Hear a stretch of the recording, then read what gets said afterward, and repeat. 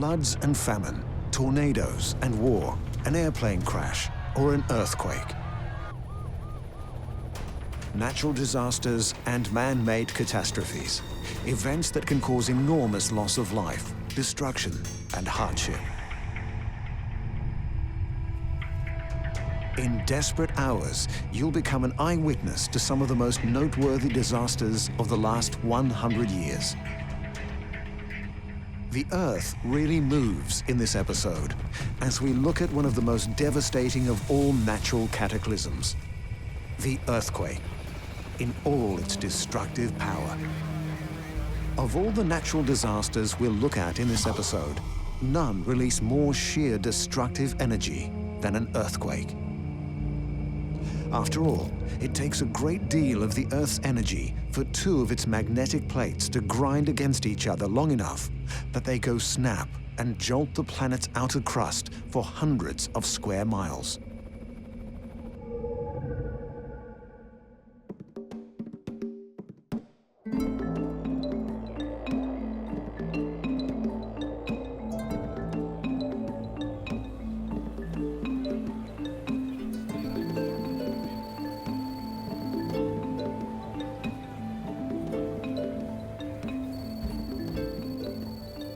The world watched with great sadness the great horror and heart-rending aftermath of the 2015 earthquakes in Nepal. The April 2015 Nepal earthquake, also known as the Gorkha earthquake, was responsible for over 8,000 deaths, with injuries many times over that.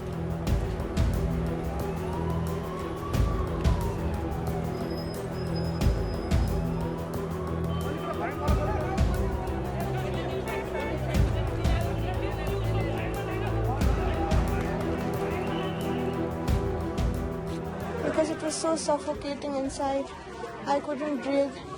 People die inside the dead body inside the house. It's a nightmare. Yet even in the midst of such widespread tragedy, there are beacons of hope. A teenage boy is rescued from the rubble. It's what we call an entombment. So he wasn't specifically crushed, but what he was inside of a box with heavy concrete all around him. So the USAID teams, what we did is we worked side by side with the local teams, and we were there to assist them in getting this victim out. Across vast swathes of Nepal, entire villages were flattened, rendering hundreds of thousands of people homeless. Centuries-old buildings were obliterated at UNESCO World Heritage Sites in the Kathmandu Valley.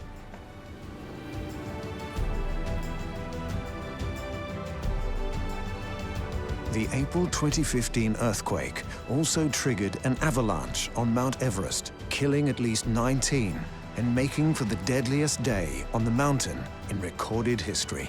We saw huge pieces of rock and ice coming down from faces of Makalu right over there over Camp 2.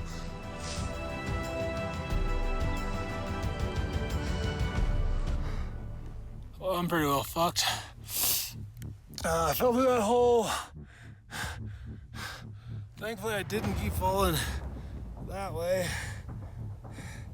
I got trapped here instead. On this ledge, my arm I can't use.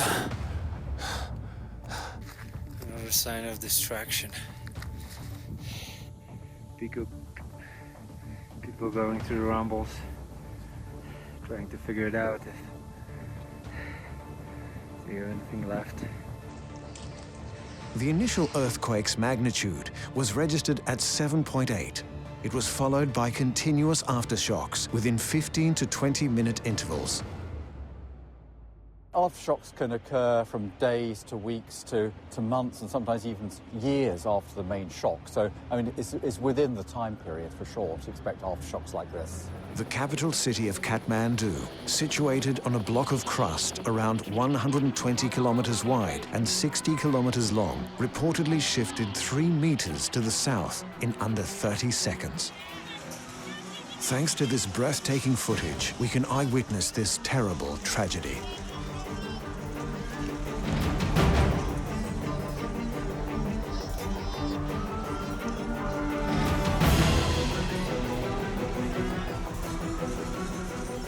Then, 2 weeks after the devastating quake in which more than 8,000 people were killed, Nepal was hit by another major earthquake, this one with a magnitude of 7.3. This time, over 100 people were killed and thousands injured. There was widespread damage to buildings and property in much of the shell-shocked nation.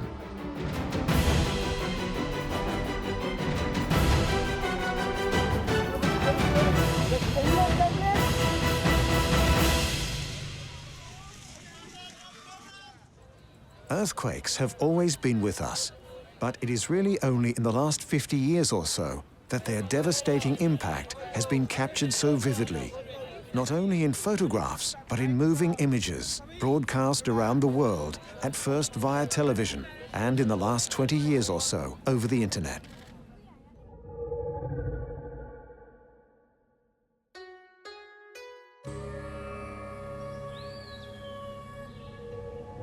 Sichuan, the second largest of the Chinese provinces.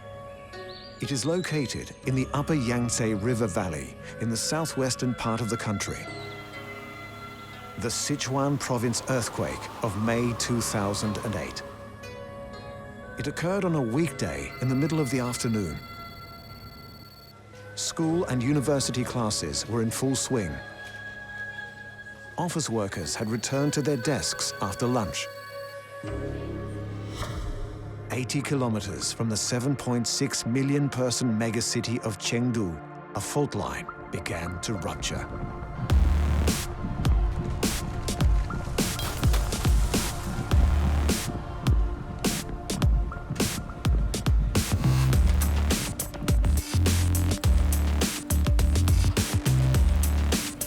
The resulting 7.9 magnitude earthquake in western China's mountainous Sichuan province would kill well over 8,000 people.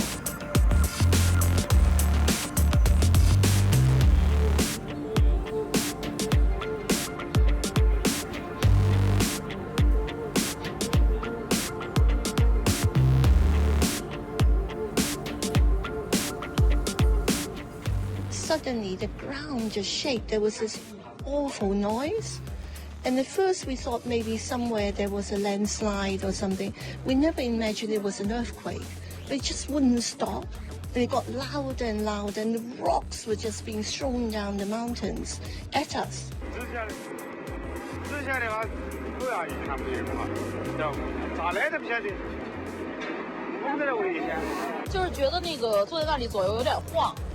于是就是看看好像大家都有这种反应，于是就都出来了，因为原来有那个做过紧急的演习嘛。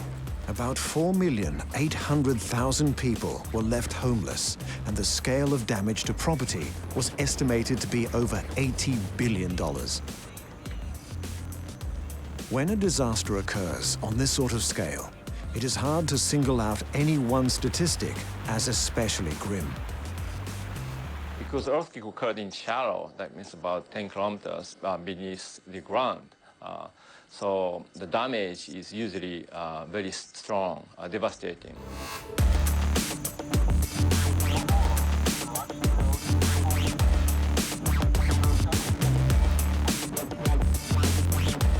In the 2008 Sichuan province earthquake, an estimated 10,000 children were trapped under rubble when school buildings collapsed. Many would die there.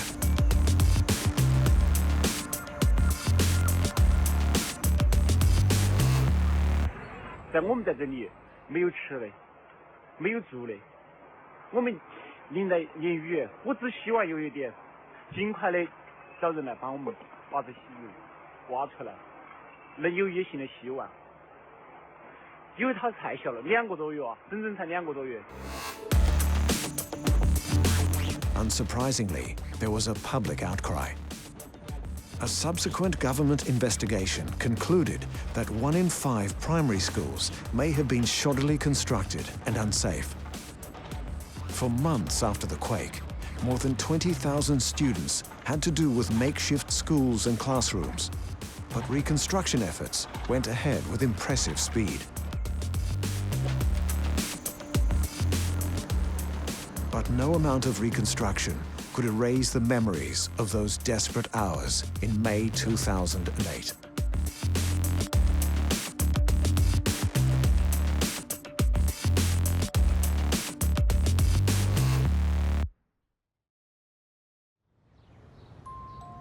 But what causes earthquakes?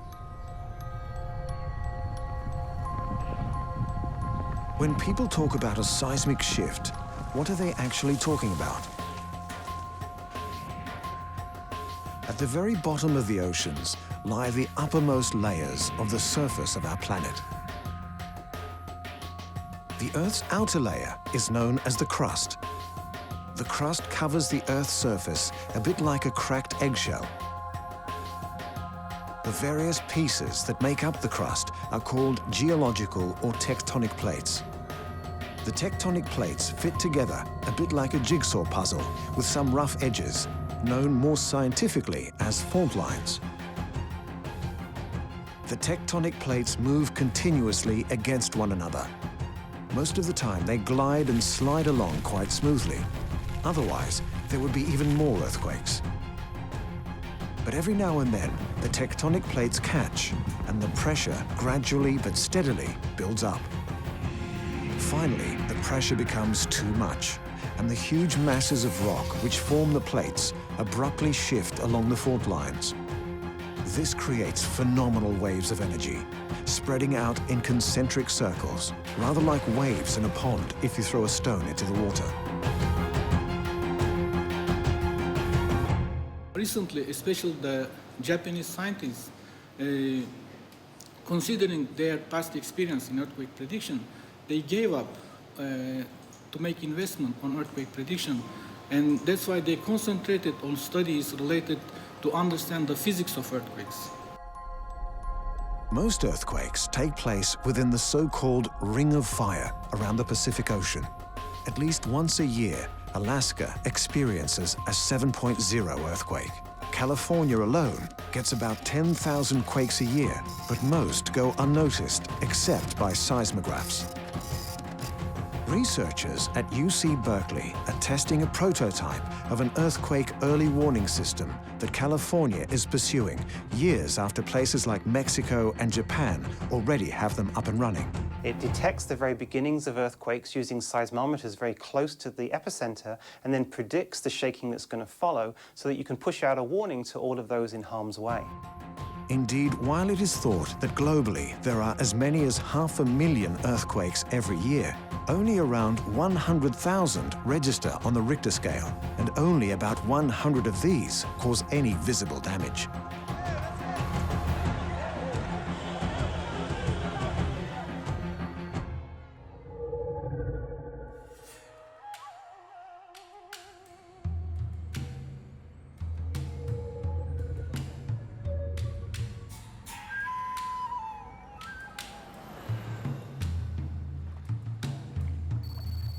It was during the first golden age of television, on an evening in May of 1960 in Chile, as this newsreel footage shows, that all hell broke loose. Rubble and ruin in the Pacific port of Concepcion in Chile, which has suffered the worst series of earthquakes in all its history. Details of the damage cannot reveal the extent. The 1960 earthquake in Chile was the largest of the 20th century. The so-called rupture zone was estimated to be around 1,000 kilometers in diameter, from Lebu in central Chile to Puerto Aysén in the extreme south of the country. The severest destruction in Chile occurred in the Valdivia-Puerto Montt coastal region. Practically every building in the port town of Puerto Saavedra was destroyed by waves reaching heights of 11.5 meters, which carried the remains of houses as far as 3 kilometers inland. Most of the casualties in Chile and beyond were the result of large tsunamis triggered by the initial quake. As touched on, the so-called rupture zone was some 1,000 square kilometers, but the reverberations were literally felt across the Pacific Ocean. There was destruction on Easter Island, in the Samoa Islands, and in California.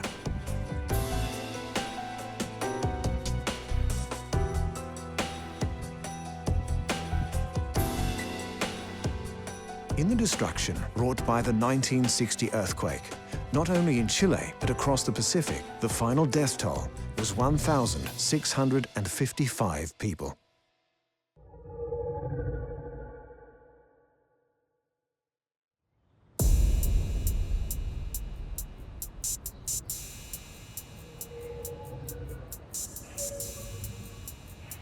In terms of sheer human cost, the worst earthquake of modern times occurred in Haiti on a January evening of 2010. Death toll estimates begin at about 220,000 people. By the end of the day, at least 52 aftershocks measuring 4.5 or greater had been recorded. An estimated 3 million people were affected by the quake.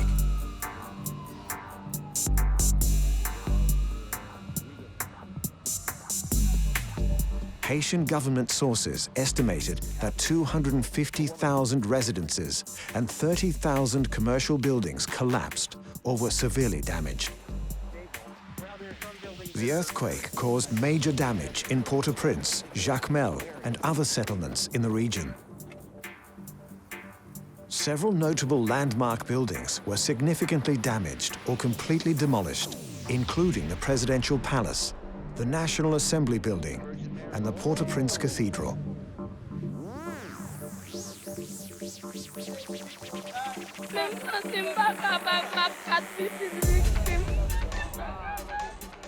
Apen magi avec madame moi.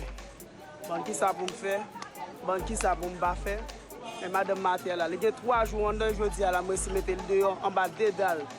Nous retirer sur lui. I think in the next few days, people are going to be running out of food, out of water. I think we need help because it's urgent. The mortuaries of Port-au-Prince were overwhelmed with tens of thousands of bodies, which had to be buried in mass graves. As rescue efforts tailed off, vital supplies, medical care, and sanitation were all in short supply. It's a very shallow earthquake, and that very shallow depth, coupled with the size of the earthquake, meant that there was very strong ground shaking. Actually, that fault is pretty similar to the San Andreas fault in the sense that it's what we call a strike-slip fault, where one side moves past the other in a horizontal fashion. Any major natural disaster brings tragedy. But in the case of Haiti, it seemed a particularly cruel twist of fate. Before the earthquake of 2010, Haiti was already a pretty desperate sort of place.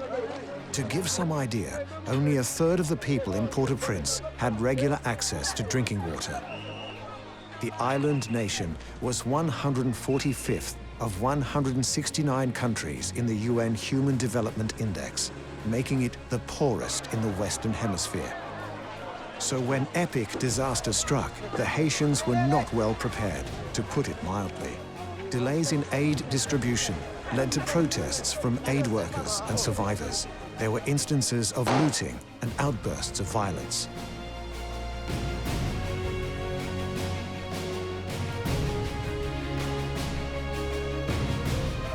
The US and many other countries eventually responded to appeals for humanitarian aid. I have directed my administration to respond with a swift, coordinated, and aggressive effort to save lives. Practically all of Haiti's somewhat backwards communication systems, air, land, and sea transport facilities, hospitals, and electrical networks had been damaged by the earthquake. The almost non-existent infrastructure and arguably some condescending attitudes on the part of relief agencies seemed to hamper rescue and aid efforts, with logistical problems such as air traffic congestion making matters still worse. Usually we have 150 doctors here for the hospital. Now I don't have 20. And yet, even in spite of recent political unrest, the indomitable island nation of Haiti has recovered to a perhaps unexpected degree. Most of the 1.5 million people displaced by the earthquake and living in makeshift tents now live in acceptable housing conditions. Haiti's reconstruction program is in full swing. Throughout Haiti, Ambitious infrastructure programs are visible, including roads, bridges, and social housing projects.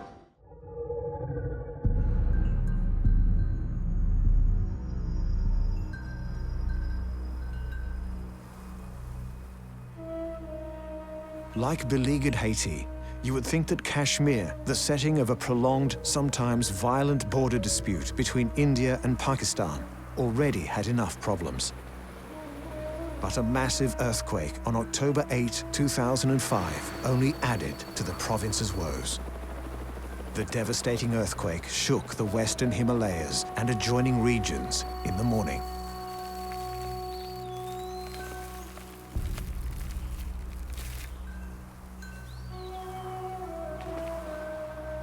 A magnitude 7.6 earthquake. It killed something like 80,000 people, injuring tens of thousands, and caused extensive damage in northern Pakistan, leaving millions homeless.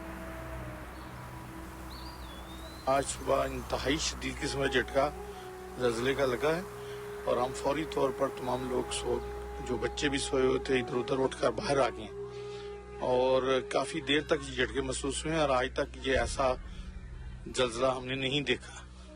मेरे रिश्तेदार कम से कम अगर है ना 10-15 रिश्तेदार हमारे जो इसमें मर गए टोटली सारे मिला के कितने हज़ारों में ये इस टाइम तो 10,000 से कम 20-30 हज़ार से ऊपर है। I've lost my mother-in-law, my brother-in-law, his wife, his little baby child of 8 months, we've heard, my aunt, my 3 uncles, his son. A reported 32,335 buildings collapsed in Kashmir and in Pakistan in places as far away from each other as Islamabad, Lahore, and Rawalpindi.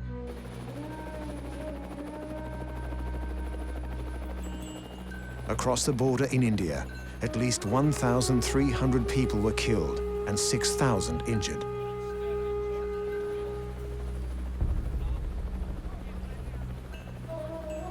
The international response was fast, but the remote mountainous terrain that typifies Kashmir just served to compound problems for recovery efforts, with rescue teams struggling to reach the injured.